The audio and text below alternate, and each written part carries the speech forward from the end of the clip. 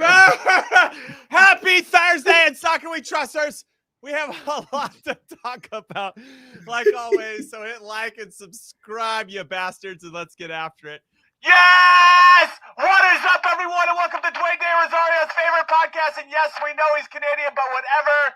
This is in Soccer We Trust. I'm Jimmy Trashcan Cream Cheese Conrad, Conrad, also known as Jim, alongside Hollywood Heath Pearce and Charlie Chuckwagon Davies. And like always, we got some stuff to talk about, like the new FIFA rankings that just dropped and how the U.S. is ahead of Germany. Yes, fasten your seatbelts. We're going to get into that. And U.S. men's national team interim manager Anthony Hudson giving his thoughts on this upcoming U.S.-Mexico game that's happening in less than 2 weeks, and his recruitment of Fuller and Balogun. And we're going to start a recurring top 5 segment where we rank the top 5 in a particular position for the squad. And this week it's center backs. But first, a reminder, everybody, make sure you hit like and subscribe like I just mentioned. Leave a comment. We want you as a part of the conversation. We love when those come in. If you're listening on your podcast platform of choice, make sure you download, make sure you follow, and leave a 5-star review. We like those. And none of these 4 things. I mean, if you're going to give us 4, just give us the 5, okay? Don't be cheeky. And then word of mouth, share with one friend, tell somebody about our podcast. We would love that. We want to build out this community as we lead into the 2026 World Cup. And of course, finally, we want you to vote because we are a finalist in the soccer category for the Sports Podcast Awards. And we need your help. We want a trophy in our podcast trophy cabinet. Let's go. So please take a minute out of your day to vote. And that minute has to happen today because today's the last day to make it happen. The link is in the description. Take those couple extra steps and vote for us. We would really love that. Now, before we get into the FIFA rankings, I want to ask our resident number 9, Charlie Chuckwagon Davies, how your new show is going, Morning Footy. And also, do you even put any stock into the FIFA rankings, Chuck? No, but they're nice, the FIFA rankings. When you're high, because you know that bonus is coming every time you win. You're definitely high when you see some of these FIFA rankings. Yes. And the new show, Morning Footy, is ready. When do you guys start? Tell everybody when we start. When do you start? We launch Tuesday morning, 7 a.m. to 9 a.m. Eastern. I am so pumped. I'm excited. We got the Champions League in the afternoon. Right. It's going to be a big day. Lots of soccer in your future, Chuck, is what I'm picking up. Lots of soccer. Soccer. All right, Heath, talk to me about your FIFA rankings and your not new show that you're working on. I mean, I'm excited about Chuck's upcoming show for sure. Me too. Hope that we can I'm just kidding. It's gonna be amazing. See that become like the right the level that it deserves to be. I myself am looking at our current rankings in the world, not really focused on where we fall into the category. But I am excited about what the future holds because guess what? This GA Cup's happening right now. Philadelphia Union's playing against Real Madrid, and there's 309s on the field in a U15 match. So if anything, let's look to the future because that's where our World Cup rankings actually going to probably line up with the level that we're at. This just feels a little bit inflated, like when Jimmy was ranked 4 in the world for the U.S. team back heading into 2006. That's because I was on the squad, Heath Pearce, and a shout out to the Philadelphia Union U15s who took down Arsenal not too long ago. Yeah, 4-1 yesterday. They're playing right now, second half against Real Madrid. And the score is 0-0. It's 0-0 right now. It's in the second half. Obviously, they were playing condensed matches, but there's 3. This is a U15, which is, I believe, 07s, and there's 3 09s on the field right now for the Philadelphia Union. That shows you guys are playing up. There's some quality, including Kevin Sullivan, who's obviously the future. Yes.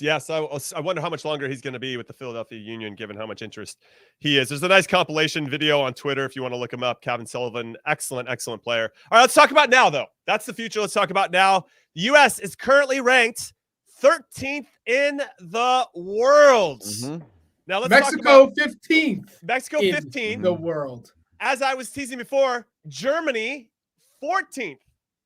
So Where's Canada? Where's Canada, by the way? Canada's 47th. Okay, yeah, they're the kings of CONCACAF, but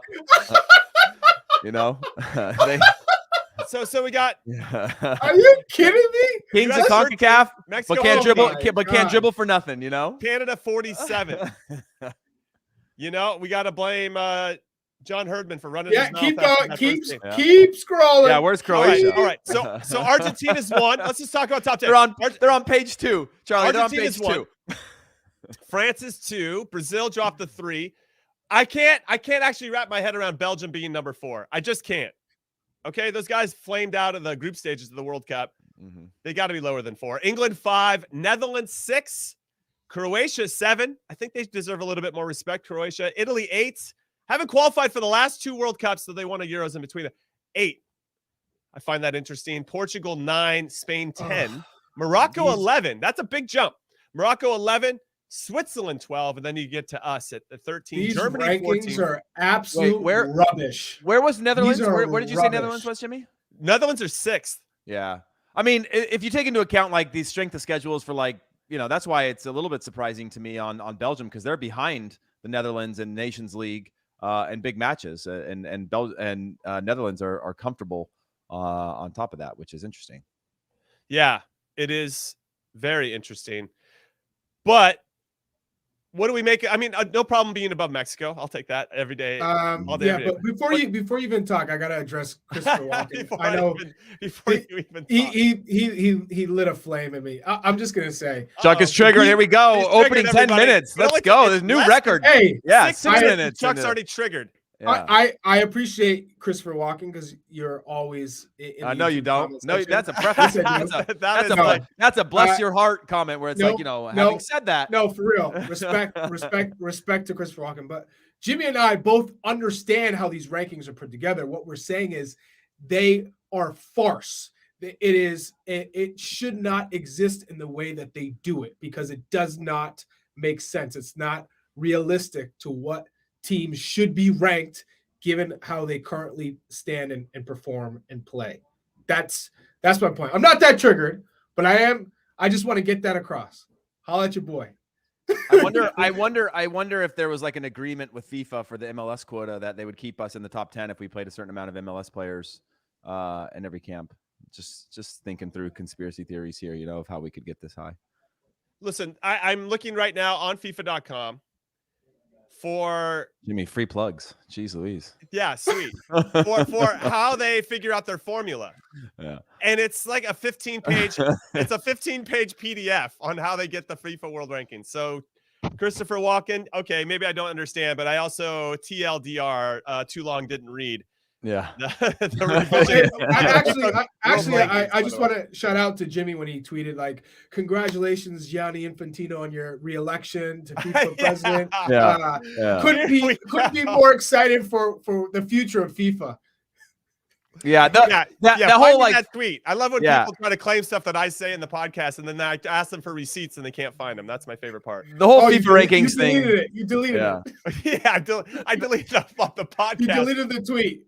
Yeah. All right. I do love all the FIFA rankings. Is very much like that one viral conversation where it's like, I'm gonna read all that, dog. Like, but I'm happy for you, or I'm sorry you're going through that. That's what It's like I'm happy for you, or I'm sorry you're going through that.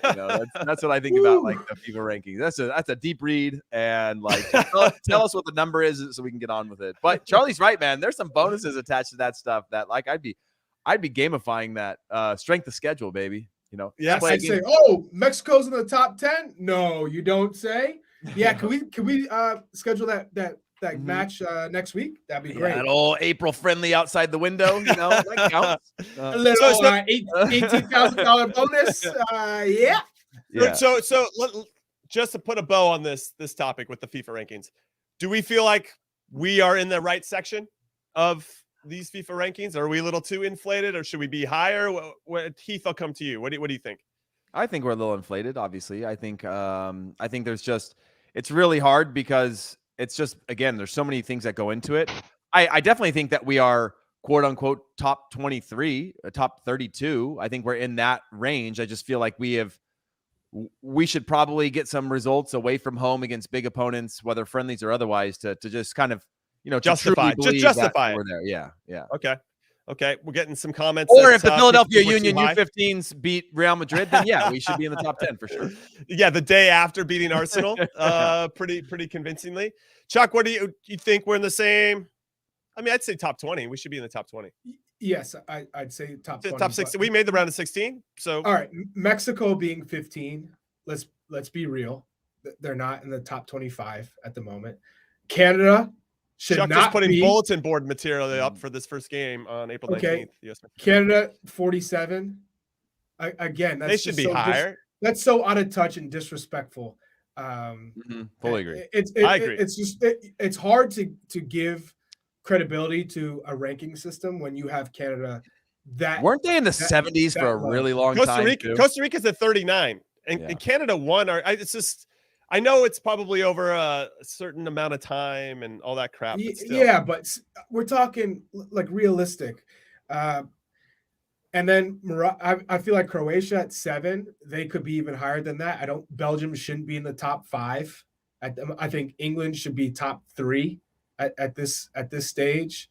But Argentina and France, I have no issue with them being. Brazil at 3 shouldn't be that big of an issue. Yeah. No. Even though their results probably should be better given the talent that they have. But you're like, okay, I'm fine with that. It's not egregious. But you could argue that some countries should be higher and some countries should be a lot lower. Looking at England's getting battered right now. Underperformed in the World Cup, underperforming in the Nations League. I don't know, Charlie. I think we So I'm looking at 20 through 26. You got Japan, Peru, Sweden, Poland, Iran, Serbia, and Wales. And I feel like Canada could run with any of those teams. I feel like the US should be in there. Whoa, God, Heath, where's stop sipping on the haterade. Okay. Well, I just hear I mean when Charlie goes full rogue, I just got to support him, you know what I mean? But like it's I like we were talking about Iran and Wales in the World Cup and where we should be in. Poland, Sweden, like, you know, Poland made it to the knockout rounds, lost to France. Like that's feels like a little comfortable area that we should be in, little nook. You know, we should be in that 20 to 26 nook. Yeah, you got Uruguay at 16, Colombia at 17, Senegal 18, Denmark 19. Colombia didn't make the World Cup, man.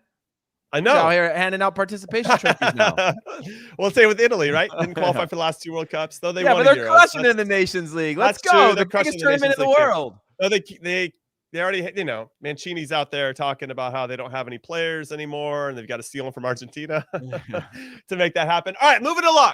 Let's talk about Anthony Hudson, the interim manager for the U.S. men's national team. Did a little presser ahead of this U.S.-Mexico game. That game kicks off on April 19th. And Mr. Hudson said, with regard to giving MLS players opportunities in this one, because it's, as he said, not an open FIFA window, so they can't really draw upon all of the player pool. But Anthony Hudson said, it is very tricky to get European players to come outside of the window in a moment like this, so the squad is obviously going to be a heavily based MLS group with, say, 3 or 4 players that have been allowed to come in, and I assume he's alluding to European. Which non-MLS based players do you two expect to see get called in? And is Sergiño Dest one of them? Now, that's not just for you two. Anybody watching right now on the YouTubes, after you hit like and subscribe, leave us that comment, answer this question. If you're listening at any time, hit us up on Twitter, ISWT Pod, and drop us a follow there too. We'd appreciate it. Okay, so which non-MLS based players do you expect to see called in? Can I go first? Yeah, go ahead. I think Dest, why not? If he's not in on any rosters, bring him in. We could probably use some experience in that team. So, okay, bring him in, see where he's at. That makes sense given that he's not even in the Champions League roster. So he can't be included on the Champions League. So if you're not playing in the league and you're not involved in any of the European competitions, then you might as well be brought back in, and I don't think they'll have any problem with that. Stefano Pioli will say, "Go ahead, enjoy, get fit."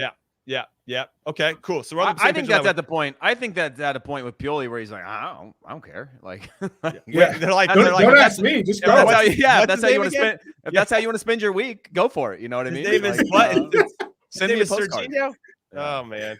That's such a but it's just it's a crappy situation. But like a change of environment always helps with that type of thing. So why not just like keep him close and bring him in? And you don't even have to play him, but like I think it's if you're gonna bring him, you play him. You gotta play him. That's the thing. That's a good question too. Like, do we want that opportunity to go to somebody else?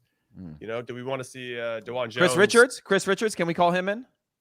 I bet you they don't let him go. If he didn't come into the last one, when we knew he was healthy, or maybe he's nursing something, I don't think they're gonna let him go in for a one midweek game type thing. Well, I think you want to impress him, right? You don't want to leave. You want to give every opportunity to like my club's first priority. Yeah. Kevin Paredes, I wouldn't mind that, but it seems like he's coming off finding his way a little bit. Paxton Aronson would be another one. Taylor Booth, I'd love to see also Taylor Booth came in the game. Also, like starting to play. I know. When you're that close, you're like, nope, I'm staying here. Yeah, I'm not coming in. Yeah, so I wonder who those 3 or 4 are going to come in. But Des is an interesting one. What do you got? Any other names that we could potentially consider? Well, Kai718 in the YouTube comment section said Slonina. I really like that. Him coming in. He's been great in the youth of Chelsea playing. That makes sense to me to bring him in because Turner and Stefan are your 1 and 2. You have Horvath as your 3. I'd say Slonina is your 4th, and he's the one with the highest ceiling and potential. So bring him in. Do you think we should consider some U20s because they're getting prepared for the World Cup? You could bring in Jack McGlynn, who actually looked very good for not that that's a surprise for Philadelphia Union against Atlas in the CONCACAF Champions League.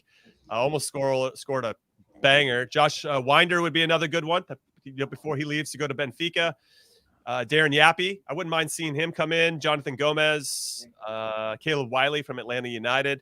Oh, Yappy is Heath's guy. All 20 of the teenagers from the Revolution, I'll take them too. Why might as well just take the U15 Philadelphia Union team because they're absolutely running shot on everybody at this tournament. I mean, there are. I would think that some good. I mean, and this goes back to a comment that Christopher Walken made because clearly he's on a streak today. He's called us dead wrong, bringing surge to drive some confidence more than like 90% of our players. Dog in him today. Don't do him dirty, calling him in for this type of game.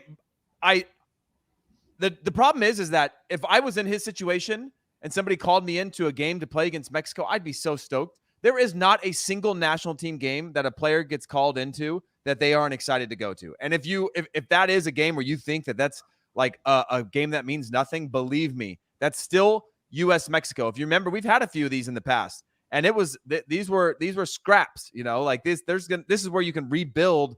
We go back to Gold Cup final, right? That was against Mexico with our quote unquote B team. Yes, it's a tournament, but still, you're playing Mexico, and it's a friendly chance to show yourself. Well, I agree with that point there, Heath. Where it's one thing to have a January camp where the opponents you're playing against aren't as strong as you would like, or they're not bringing their full teams. And even if Mexico doesn't, and we don't have our full team, this is still an unbelievable opportunity for us to evaluate players in a high pressure situation that might not be able to be replicated in a January camp per se. And when you play against Mexico, it's just a different gravy, a different sauce, a different feeling. And I think that would be an amazing opportunity to say that guy can handle the pressure, that guy can't. And, well, now Christopher Walken's making sense, so I'm good with that. What he just threw on the screen, now he's making sense, so I'm good with it. If Jimmy had said it, I'd still disagree. Oh man, I love that. You know what? I respect the consistency. Now he's making sense. I'm good with it. I'm good with whatever you say for the rest of the day, Christopher. I love that. So Charlie, there are talk now that Diego Coca, the manager for Mexico, is considering bringing Chicharito in, which would be a good opportunity for our center backs, our young center backs, maybe. Maybe we'll see a Walker, Jalen Neal combination or some kind of iteration of that. But what do you think about Chicharito maybe coming back into the fold for Mexico? It's a position that they haven't been able to fill since he hasn't been included in the U.S. in Mexico's national team, just because no one's scoring goals, no one's taking their opportunity, and they've tried.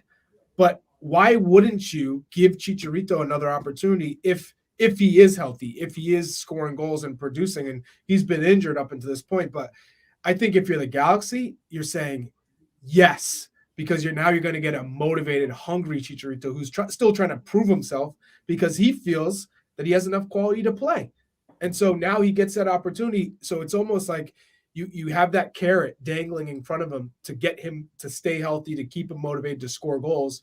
It's a win-win for the Galaxy. And then for Chicharito, I think he doesn't feel like that chapter's closed, that book is closed, and that he still has a little bit more left in the tank. So it's a good thing. And I saw some shouts for Richie Ledesma to get a call for the U.S. That's a good shout. I like that one. And I really liked what I saw from him in his substitution appearance against the Revolution. Just tidy feet. You know that he has quality, a step above the a lot of the other U.S. Midfielders. So it would be a great opportunity to get him on the pitch and see what he's about. He's not even starting. Like, wow. The guy he's not starting because he just came over from PSV. Taking a shower in the haterade today. I'm just pointing out, like, I do think he's quality, but like, he's not starting. Like in his club team. That's like, well, Christian's not starting. Should he not go in? Oh, you can't have this. Musa's not starting. I said this show. I'm just saying, you're throwing out this form. He just can't not start on an MLS team and get called into the national team. That's my take. You guys are moving the goalposts on the evaluation here. My man's not fit yet. Of course he's going to start in the New York City FC midfield when he's fit. He hasn't played in a while. He just came across the ocean from Holland. Give him time. But my point is, my guy can play. And I see some shouts for the Revs. Noah Buck, who's why not? Why not? This is a good game to try this type of stuff. Right? Or bring players in and see how they fit in the group. My only hesitation with the younger players from the Revs, is that if you give them this opportunity so early, it's not like he's had a full season of playing consistently and you're saying, this is so short term. Do you give call-ups to young players with only a month under their belt? That would be my thing versus someone who's been grinding for a few years. As Heath would say, the best defensive midfield option in the Aiden Morris. In Morris, yeah. Statistically, yeah. No one right. Statistically. All right. We're going to take our first break of It's Soccer We Trust. When we come back, we're going to get into a little bit of a debate about our top 5 U.S. men's national team eligible center backs. So do not go anywhere. Hey, Calvin, you play golf. You think you can win one of those green jackets at the Masters? Well, if it's for being the most loving neighbor of the year, yes. It's a tradition unlike any other. The Masters on CBS. Now, if you are a U.S.-based fan of the beautiful game, Paramount Plus is an absolute must-have subscription from the NWSL to the Champions League to Serie A and so much more in between. Not sure if it's for you. What are you even talking about? That's not even possible. But they're going to give you a 1 month for free of Paramount Plus by using the code NWSL 2023. That's NWSL 2023. And we highly encourage you to take advantage of this, especially with the NWSL kicking off and getting into full swing. And because Serie A is going to have an exciting conclusion with Napoli potentially winning the Scudetto for the first time in 30 years, and the Champions League and Europa League knockout rounds are in full swing as well. So go make that happen. And welcome back to In Soccer We Trust. Hit the likes, hit the subscribes, hit the follows, leave us reviews. We love all that type of stuff. I'm Jimmy Conrad alongside Charlie Davies and Heath Pearce, and we're going to get into a little bit of a debate, a little top 5. Now, I feel like we got to decide, boys, on what this means. Is it the top 5 center backs right now, or is it the top 5 center backs that we think we're going to see in 2026, which I think probably leaves us up for more of a discussion than maybe what's right now, because some of it feels... Well, I would say right now, and since you are our resident center back, Jimmy, why don't you give us your top 5? Right now. Right now. At this very moment. God, right now. Well, Tim Ream's our number 1. He's our resident Yoda. Our old wizened, has all the answers, keeps things simple, less is more type vibes about him. Very calm, composed. Good pass to the ball. He's our number 1. Then number 2, I think gets a little. I think that's where it's murky. Wait. Hold on. Well, let me just ask parameters wise. Are you just saying these are our 5 best at the moment, or like are we talking about 2 and 2 and a 1 from a depth chart? Like, or are we just saying here are the 5 guys most informed? 5 as in your top 5 center backs. Who is number 1? Who was number 2? Not now, including Chuck cleared this up. Not pairings. Now, not 2026. Not right pairings. Now. Not 2026. In order, who is the best center back in this pool? Okay, I'll go Tim Ream. I'm not gonna. to change my. John Brooks has picked up his game. It seems to be sharpening it up right now for Hoffenheim under Materazzi, and they've started to put some results there as they work their way out of relegation trouble in the Bundesliga. It's whether I think he's super talented or not. We're not even considering him moving forward. So that throws a wrench into things too, right? So I'm kind of just talking out my thoughts with everybody, and you guys can make fun of me if you'd like. But no problem. Jimmy would not like the comments to turn on him today. So no. I don't read the comments in real time like you guys do. So guys, I'm not putting in any of these. Listen, guys, I'm being vulnerable with you right now. I'm being very vulnerable with you right now. So, I wish Chris Richards would play more. It just doesn't make it. I know that it's there, and I want to see what that looks like. But there is some form that has to come into this. I think national team only on Twitter. Jimmy's top 5. Chris Richards is out because he does not play. He's out. No, I'm not saying he's out. He's just not number 2. I'm talking about number 2. All right, so Ream is 1. I honestly, because maybe I'm trying to will this into existence, but I like Miles Robinson at number 2. I think he is good. I like how he plays. I like him in 1v1 situations. I think his reading of the game continues to get better, and that's only going to improve as he gets older. He'll be 28 when the 2026 World Cup comes around. That is the sweet spot for center backs, I think, where you learn a little bit, but you're not completely too slow. Tim Ream's going to be 38. So, okay, I'm just going through this. So Tim Ream, Miles Robinson. I'll say Chris Richards and Walker Zimmerman are kind of right now 3s. And then it's Cameron. Well, maybe Cameron Carter-Vickers is in there. God, they're all kind of 3s for me. So Richards, I'm going to throw Walker in there. Jimmy playing the 8-man back line again. Jimmy, no. I got give 1, me 2, and they're all 3. 1, 2, 3, 4. You know 5. what? You're not. I'm not making those rules. I'm gonna go all 3s from there. Okay, sorry. I like that. I'm dodging. I'm gonna go all 1s. Okay. No, 1, 2. Oh, I gave you my 1, 2, who I'd like to see start ultimately. Yeah. Okay. Ream and Miles, and I thought that their pairing. You can see they were working together to hold a high line. I like that. I think that's a good pairing for us moving forward. All right. But keep going. Maybe I'll separate it as I hear you guys. I would say I would go with Tim Ream 1. I would actually go Miles Robinson 2, just because I think that again I can't deny the other option. I'd go actually maybe CCV 2. But I'm going to go with Miles Robinson just because a little bit of a recency bias of just him being back and looking sharp and knowing that like he's nearing the level that I think made him top 2 originally. Yeah. I agree with that. That's good. I'm going to go with CCV at 3. I'm going to go with Austin Trusty at 4. And then actually, no, I'm going to go Walker Zimmerman at 4 and then Austin Trusty at 5. Just because a little bit of a safety net there. So Chris Richards is out of your 5. I just can't create the world where he is not playing. Potentially, he goes right into the top 5. Okay, he's playing consistently. But like where we're at now, right. Like That's fair. I like the way you're saying that. I think we've got enough good players playing right now that I just can't give you a top 5. Yeah, that's fair. Yeah. Okay, I like that. Charlie's going to put him at 1, but that's I could go CCV at 3. Yeah. And Charlie, Walker at 4. Man? Yeah, I like that. I'm going to go Ream 1. So I agree with you there. Cameron Carter-Vickers is my 2. He's the best defender in Scotland for a Celtic team and showed in the World Cup that he's got the quality and the experience, and he's smart. So I'm going to go with Cameron Carter-Vickers as my 2. My 3 is probably going to be Miles Robinson, just based on fitness and his ability to cover ground. I still think he needs to improve a little ways. My 4 is Chris Richards. Yes, I know he's not playing, but he's at Crystal Palace. He's in the Prem. He's playing behind.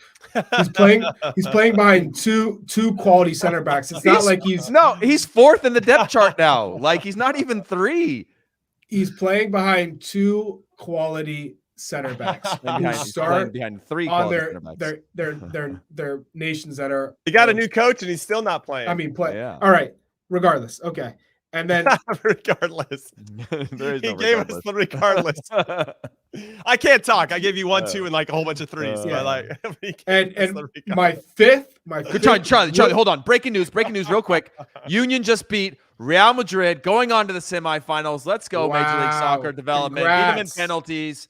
Almost choked on the 5th shooter, up a goal. They missed it, went into extra shots. But yeah, just a quick little update for anybody that's not watching. Beautiful. You can see all that, by the way. These games are all right. Kind of crazy. And fifth would have been Mark McKenzie, but his national team form, it hasn't clicked for him yet. Just because he's playing every week in Belgium. But Charlie, didn't you tell Jimmy just to give you the 5, and now you're prefacing who's not your 5th? I'm telling you what you told Jimmy go 1, 2, 3, 4, 5. No, you can't would have been. You can't. I got a lot of would have been. Regardless, about who is. Regardless. I'm saying now he's shifted out, and Austin Trusty is my 5th center back. It do be like that. So no, Zimmerman does not make my top 5. Okay, that's fair. As opposed to you. Okay, now, John Brooks, as Adam has said in the comments, had one of his best games in probably a year. And now everybody wants him to be in the top 5. Only 30 years old. Would Anthony Hudson, he's not going to call him in for this US-Mexico game. But do you consider bringing him back in for this summer, any of these summer activities, boys? Because Zach Steffen was out. Now he's in. Pepe was in.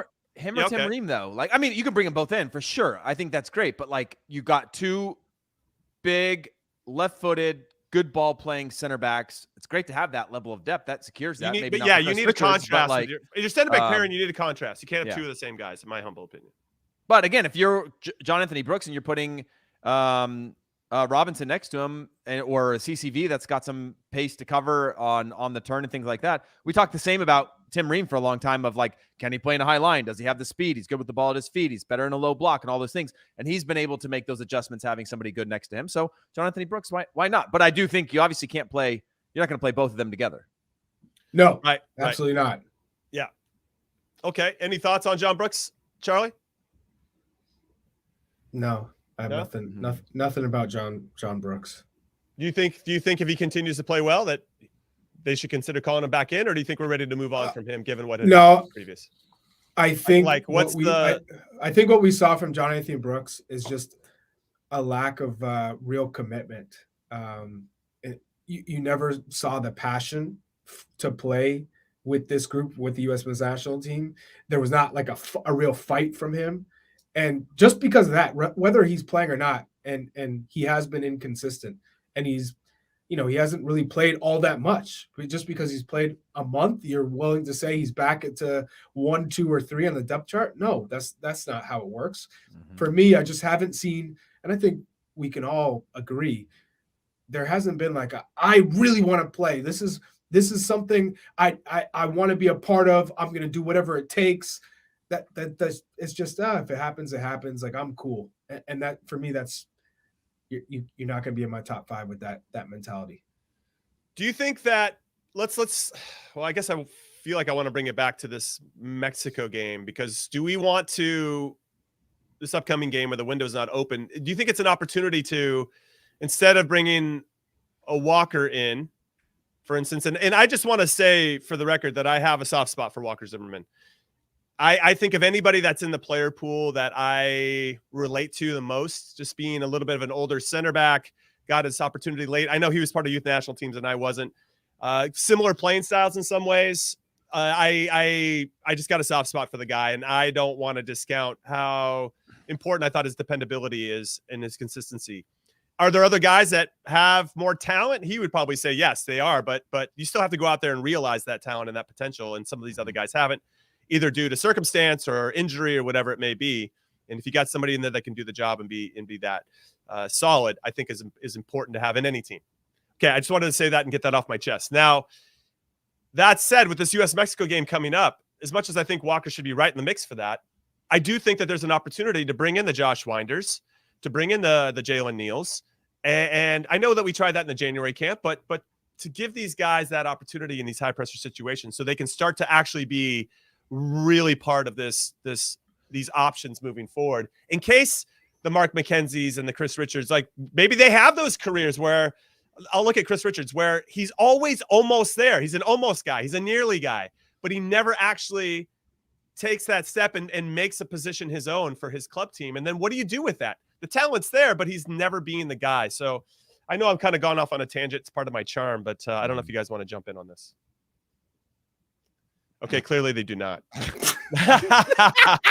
So let's talk about this. Hold your ground, Charlie. Hold your ground. No, hold your ground, Charlie. Regardless, I think I should have had Cameron Carter-Vickers a little higher on my list. All right. Well, speaking of a situation where a player that we know has got a ton of talent but hasn't been playing a lot, let's talk about Christian Pulisic, because Frank Lampard, and I never thought I would say this ever again, but he's back in charge of Chelsea and is going to be in that position at least until the end of the season.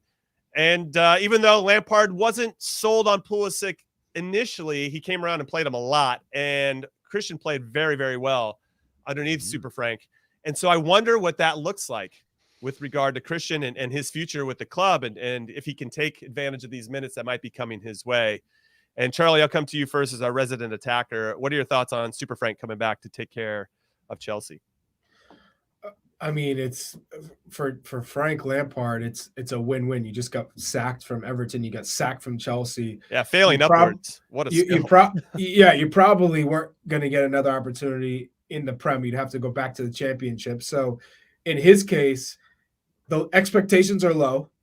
I'm looking at the matches they have at Wolves, at Real Madrid in Champions League. So, if you were to somehow get by Real Madrid, you're going to have options after this. And then the expectations are you probably beat Wolves. Then you have a Brighton team that's super strong at the moment. You play the return leg of Real Madrid at home. You got Brentford, Arsenal, at Bournemouth, Nottingham Forest at home, but Man City and Newcastle. Realistically, you're only winning 3 games. That's probably the expectations. If he does better than that, it's a big win for him. The Chelsea faithful love him even more. And at the end of this season, he's just a caretaker. They're trying to get Julian Nagelsmann. They're trying to bring in a big manager. He will have an option in the Prem, whether it's a team coming up looking for a new manager or. So you're talking about Lampard. Got it. Yeah, he's got nothing to lose taking this job. Nothing to lose. Yeah, nothing. Zero. And how does Chelsea, it impact Christian? Christian's got some good numbers playing for him. He does, but let's be realistic as well. They spent a lot of money on these players who have just come in. They have Christopher Nkunku who's coming in, but it's for Lampard, it's about getting Mudryk going. It's about getting Enzo Fernandez going. It's about getting these players comfortable with the system and giving them opportunities. He's not going to go revert back to giving guys who really aren't seen as the future at Chelsea chances to play. That's just not what. That's not They've what. got so many players on the roster. It is unreal. But yes, Kovacic is a player who played a lot under Frank Lampard. He's going to play a lot. Havertz never got going under Frank Lampard, but has proven himself since. So I think Havertz is going to play a lot. Kovacic, Conte's back, and Conte is going to be a difference maker because Conte's been injured for most of Graham Potter's reign. So now all of a sudden, maybe Frank Lampard feels like I have a chance to move this team forward and surprise a lot of people. Well, we'll see what it ends up with. Heath, 12 goals and 5 assists for Christian Pulisic and 33 starts under Frank Lampard. Clearly, when he plays for Super Frank, good things tend to happen. I mean, that's a goal scoring contribution 1 every 2 games. Yeah, they're really good numbers, and it's all about, obviously we know with Pulisic, it's all about that comfort. So, but I still think it comes down to the fact that like you come in with a new mindset as a manager, and you're just trying to find ways to get the results. You're not looking to, you're going to look at Christian's body language, you're going to look at it, you're going to give him his chance, and then you're going to see if he rewards you. But otherwise, you're talking about a massive depth of roster, and nobody's really playing out of their minds right now. And so you're going to be trying to figure out like, how do I simplify this? Maybe you go with the guys you trust. Maybe there is a little bit of that, but there's also like you look at the players that he brought in, and if you're Lampard, you're probably like, I like what I have to work with. I don't necessarily need to go with Pulisic here. I'm going to go with, Oh, he's got so many options. Go ahead. I would say, Jimmy, I would just say the tactics that Frank Lampard is going to use is going to be, I think, very telling to know if Christian's going to get an opportunity, because if he stays in the 3-5-2 that Bruno used against Liverpool, that's a formation that Christian's never going to play in. He's not going to be in a 3-5-2. And the 3-4-3 that they use against Villa, okay, I think it's a better opportunity. But if he goes back to the 4-3-3 that he was using when he was at Chelsea, Joao Felix, you have Sterling, you have Mudryk, Christian he'll get an opportunity, but Mason Mount is also a player who hasn't been used, but Frank loved him. Yeah. And I think that's the the joke one was, player. Yeah, the joke was he was really Frank Lampard's son, So yeah, Mason Mount's definitely playing moving forward. So I would say that's probably going to be the hurdle for Christian is that, one, you have invested in so many of these players coming into Chelsea that over the past 6 months, but then you throw in a player like Mason Mount who wasn't used all that much, who probably gets his chance again under Frank. Yeah, it's interesting. I look at the list of Chelsea's players, and there's about 50,000 of them. But Christian isn't the only one that I think needs to make a move in the summer. You just got to get out of the situation. Got to get out. Got to get out. I mean, you got Hakim Ziyech, who I think needs to go. Zakaria probably needs to go. Chalobah in the back maybe needs to go. Kovacic could be on the move. Loftus-Cheek. I mean, this just goes on and on and on the list. And they've got a ton of guys out on loan who are probably thinking like, what? And Lukaku's one of them. I could come back to what? So, yeah, interesting situation in times for Chelsea Football Club. So we'll see what they plan on doing and how that impacts our very own American superstar, Christian Pulisic. All right, we're going to take our second and last break of In Soccer We Trust. When we come back, we're going to talk about some referees and them trying to knee players in the balls. Don't go. Absolutely magisterial here.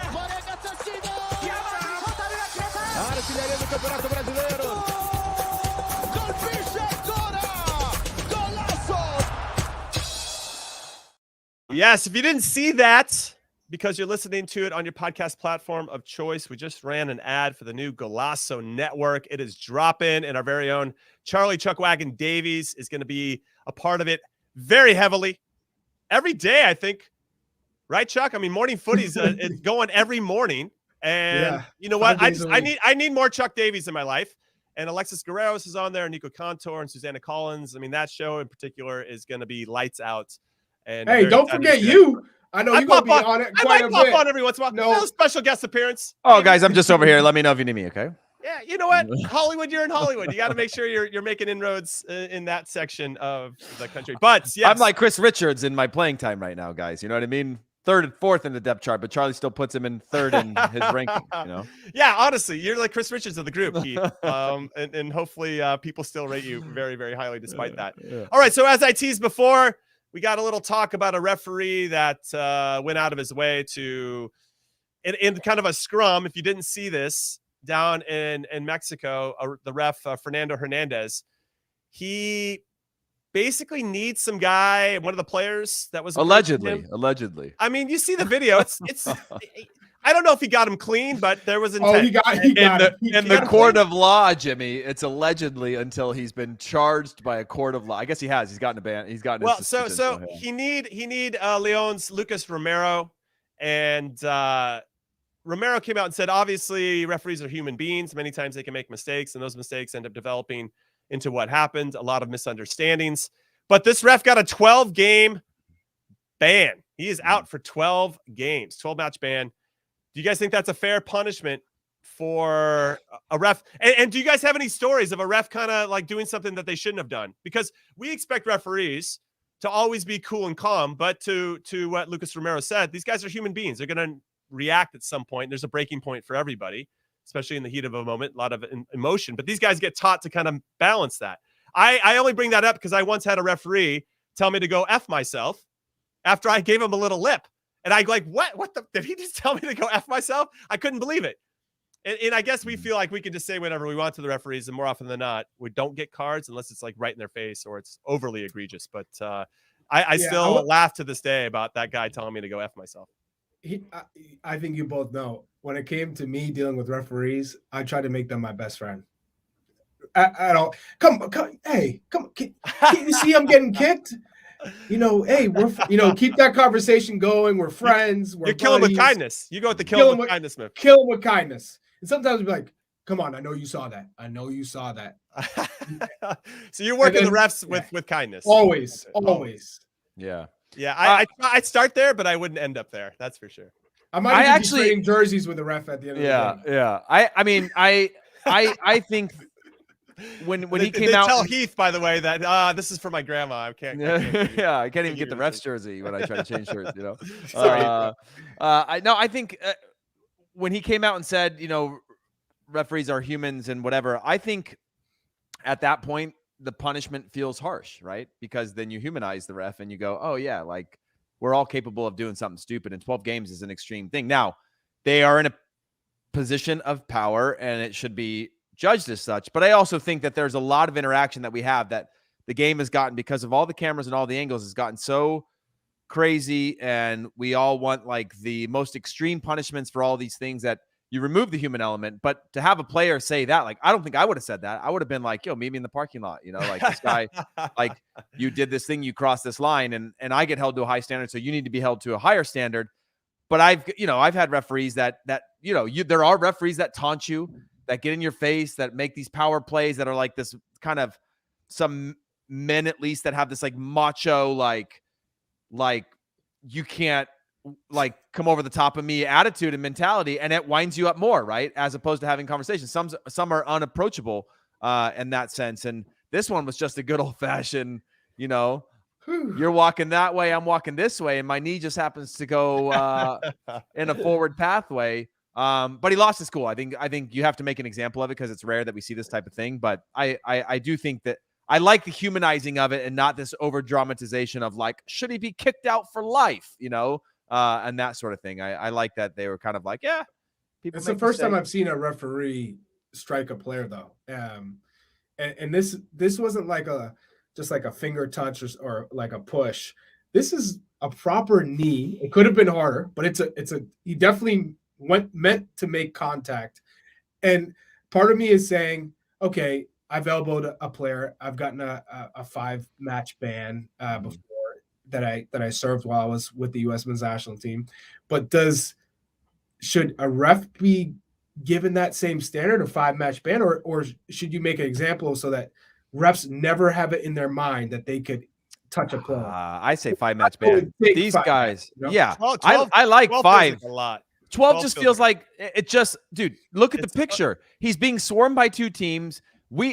Let's be honest. I don't care how much Charlie is. We have referees, by the way. We have absolutely abused referees before in the worst of ways. What? Right? Whether and verbally? Yeah, but verbally. That's but Charlie, words. a visceral, yeah.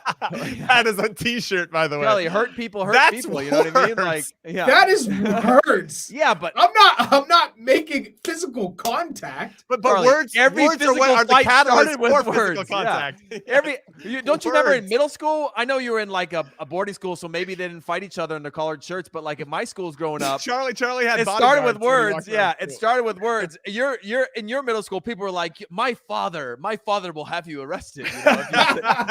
If you have those, my father is the CEO of a Fortune 500 company. You cannot talk to me like that with those words. Mine was 2 words said the wrong way, and the wrong look led to fists. And that's the way it was. Yeah. Fisticuffs. Yeah. So occasionally it leads to 12 a matches. knee. Yeah, 12 matches. So I think that this actually should generate a conversation as to the swarming of the referees. I know they've talked about it before, but there's no way that, even though FIFA is saying, hey, you can give yellow cards to anybody that approaches you in an aggressive manner or whatever the rule is. And I'm sure Christopher Walken's like, Jimmy doesn't even know what he doesn't understand. Whatever, dude. I'm not going to read the TLDR rules to this. But there's no way a ref's going to go out there and just throw 11 yellow cards to everybody that approaches him and swarms him. It's just not going to happen, right? So how, I don't know how you would be that guy, though. You would be that ref. We got some funny comments, man. Charlie, Draco, Malfoy, Davies. Charlie went to Brooks Academy. Christopher, my father, the inventor of the toaster strudel. Oh man, there's some good stuff. There's but don't you feel like, how do you do that? How do you get away from that? If you've ever been swarmed in any situation, like I know it's in a game, right? I've been swarmed by yellow jackets. But like there is naturally a fight or flight mode or an energy shift that at some point you might lose your cool. This ref did that. like for instance, let's say Charlie did, because he's already admitted that he would dive from time to time. So let's say he did a dive and it was so blatantly obvious that it was not a foul. Me and you, Heath, as defenders would like, dude, get up, you punk. Like, why are you diving and trying to take advantage of a situation where there was no need to do that? Then I shoot up on my feet and get because of my words, Charlie, because of my words. You would be trying to get physical contact because of my words. but that's a moment where you would pop up and you'd want to to Heath's point, your energy would change because now you're on the defense. You want to try to defend your honor, I guess, in that moment. And then you get swarmed. You're going to get swarmed by a lot of people. Then everybody's going to come in, and then the referee's going to have to get in the middle of it, and this shit's going to hit the Charlie scores an Azteca, taunts the fans, and then when one decides he's going to wait for him and clock him in the parking lot, going like, hey, those were words. Those were the stinky leg is an action. Okay, it's just I was excited. Yeah, unbelievable. All right, we're talking about some international competition. The CONCACAF Champions League quarterfinals are into the first legs, and the Philly Union did the business at home against Atlas 1-0.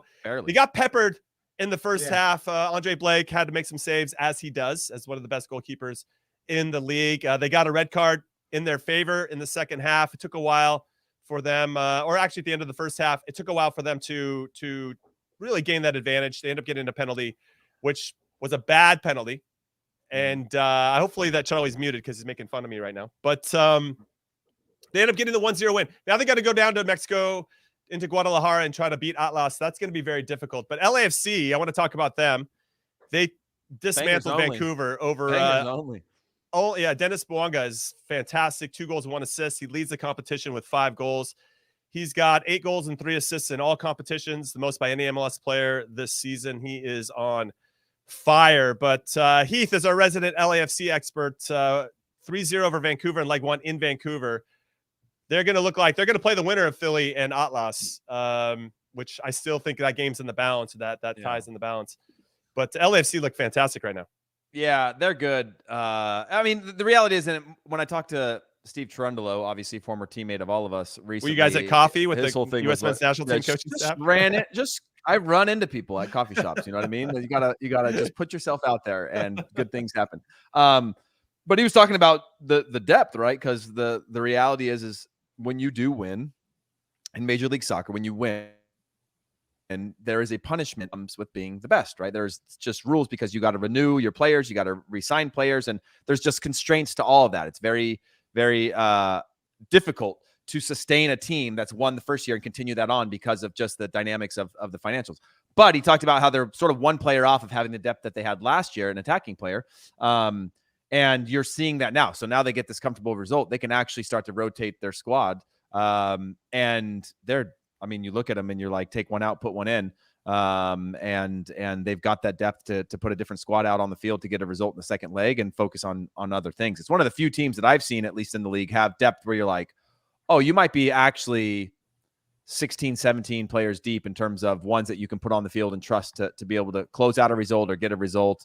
But they're in great form right now. And they've got a rotation of 3 center backs. They've got a rotation of 4 midfielders. They obviously lean up top, but on the wings, they've got some balance. But yeah, it's good team. Okay. And then Charlie, I'm going to come to you. I want you to talk about, all the teams now. We got Violette lost 5-0 to Leon 5, and then Tigres beat Motagua 1-0. And I think that Tigres will probably end up going through and doing the business there. Who do you like getting into the semis? Who do you like to win this thing overall, Chuck? It could be, you want it to be an MLS side, and I think the Union have taken a step back this year. And if they didn't have Andre Blake, it would be really downhill, a steep fall from being one of the top teams in the Eastern Conference. So I just think they need to... Very quick, though, as you say that, step back. Do you think Philadelphia Union have actually taken a step back, or do you think teams are just more prepared for how they like to play? Or maybe it's a mix of both. Maybe it's a mix of both. I'd say I think it's a mix of both. One, figuring out the 2 strikers in Carranza and Mikelua. And Mikelua is just not as clinical as you need him to be, given all the chances he has. And then Carranza, I think he was playing at his best. His peak was what you had last year. It doesn't get better for Carranza. So Carranza had his career year last season. And so teams now are figuring out what the Union do. And it's not that they have changed the way they play. They have always played that way, but now they had 2 strikers that they could kind of play off of one another that they didn't have in the past. Now that you've figured that out, how else have they kind of reinvested in the squad? And without Kai Wagner in that first leg, you really saw a deficiency because, Harrell can get up and down the left flank, but he's a right-footed player, and they rely heavily on their outside backs to provide width. You're just seeing that them not being as effective enough, and they haven't ever really played in a style that is so beautifully done, or orchestrated. It's really transition. It's a transitional game. Mm-hmm. They're very aggressive. They get up and down, north and south very quickly, but it's a little bit better than Red Bulls, but not much better when you're talking about the look of it. So I think that they're not going to go far in this competition. I think if you look at LAFC as being a group that can win this, and they have to beat Tigres in the next round, and I think that's going to really look like the championship to get to a final. If they beat Tigres, for me, LAFC win the CCL. Yeah, it'd be cool to see LAFC do the business for a whole bunch of reasons. And of course, we're big Steve Cherundolo fans here. But Tigres LAFC final would be great. That final happened a couple of years ago. Tigres came from behind to win that one. It was heartbreaking because LAFC were on the precipice of being that MLS team to finally win the CONCACAF Champions League, and the Sounders finally did it last year. So back-to-back MLS teams win this competition would be fantastic as this competition continues to evolve in different ways as more and more competitions enter the fray here. Moving forward, I'm kind of looking at the League's Cup. All right. Now, before I let both of you guys go, let's pick one game this weekend that we're going to be keeping our eyes on and that we want our audience to keep their eyes on as well. Heath Pearce, I'll come to you first. Anywhere in the world, domestic, abroad, wherever you want, what's the one game you're definitely watching this weekend? Or maybe it's the one you're calling for Apple TV. I'm not even sure. Dude, honestly, I'm not going to lie. I haven't even looked at the weekend yet. There is so much going on with Champions League and all the Utes playing this week that I have not turned my attention to the weekend. Although I am going to be doing SKC Colorado, so that's probably the one I'm most excited about because that's got 0-0 written all over it. But, we'll see if SKC can get their first win of the season. Thank you so much, Jimmy, for the insight into what that game is going to be. Yeah, for me, analysis. I want to do one in Europe and one here. Okay, Chuck. I'll start with the Europe, and that's Crystal Palace and Leeds. Yeah, good one. Big implications, right, on survival. Leeds is moving up the table, and Weston McKennie has been a big part of that reason, just covering so much ground, being the player we always want him to be, right, with the U.S. Men's National Team. So I'm happy about that, and Brendan Aronson there. So you got your two Americans, Tyler Adams still in the mend, and then here in Major League Soccer, Cincinnati hosting the Union. Yeah, that was a big matchup last season. I love the fact that you got Jim Curtin, trying to get his side going again, versus the assistant, former assistant for the Union in oh my God, I'm blanking on his name. Pat Noonan. Pat Noonan. Mm-hmm. So Pat Noonan, Chris Albright with the Cincinnati, and you just feel like this is the matchup right now for these two clubs. So yeah, I'm excited. I'm excited for that one. I'm excited as well. And I'm going to I'll do one of each. I'll just say quickly, I want to see Frank Lampard and Chelsea take on Wolves, and who starts. I'm looking at Christian Pulisic. Hopefully that happens. That's going to be a good one.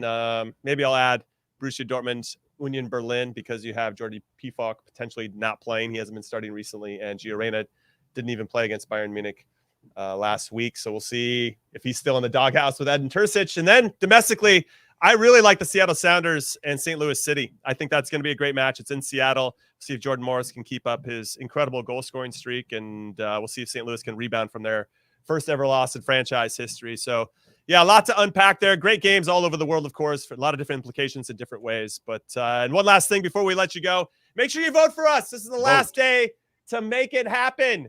Okay, we are up for the Best Sports Podcast Award in the soccer category. So take a minute out of your day, please, to vote. The link is in the description. And today, as I just mentioned, is the last day to vote. So please, we would really appreciate your support. So take it to the next level. Please. And we want you guys to have Charlie's got to sell his boat. Yeah. Charlie might have to sell one of his 17 boats. I'm keeping those. Yeah, not the yacht. I mean the boat that connects the yacht to the land. The boat, not the yacht. Yeah. We're getting a shout here from Studio Cap, who says, I was told if I vote for you in the Pod Awards, I get a ride on Charlie's yacht.